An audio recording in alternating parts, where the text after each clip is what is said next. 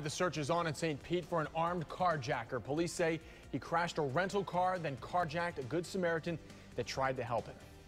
Good evening, everyone. I'm Laura Harrison for Wendy Tonight. And I'm Jamison Euler. Let's get right out to ABC Action News reporter Michael Paluska. He's live in St. Pete where investigators are searching for that suspect right now. Michael?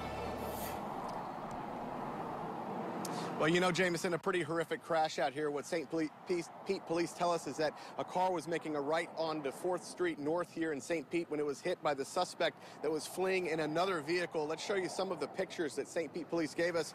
Pretty horrific crash. Luckily that no one was killed. According to police, they say that the gold Honda Accord is the vehicle that suspect hit as he was speeding down the road. According to police, the driver crashed the car. Then he tried to hop a nearby fence, but he couldn't make it over the fence because it had spikes on it. So a Good Samaritan saw this suspect with a blood wound coming out of his head and decided he'd pull over and help him out. That is when that Good Samaritan got carjacked himself. The suspect showed him a gun that was in his waistband. The suspect then made the man drive him to an apartment complex down the road where the suspect jumped out of the vehicle. He has been on the run ever since. The victim, according to police, was shaken up, but he was not injured by the man with that gun. The driver of the Honda in those pictures you saw that was all banged up and the hood was smashed in suffered serious but life-threatening injuries. Now, all day today, detectives were going around this area. They had some of these roads closed off. They were going from apartment to apartment. They told us that they have stopped doing that at this point, and they are following up on solid leads in this case and investigating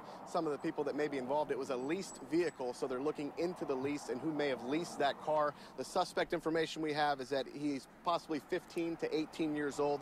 He is a black male. The main thing about this is that he will have a visible gash and a wound on his head from the accident, so he could have a major wound and bleeding from his head. That's something they want people to look out for. They also say he is armed and dangerous. We're live here in St. Pete in Pinellas County. Michael Paluska, ABC Action News.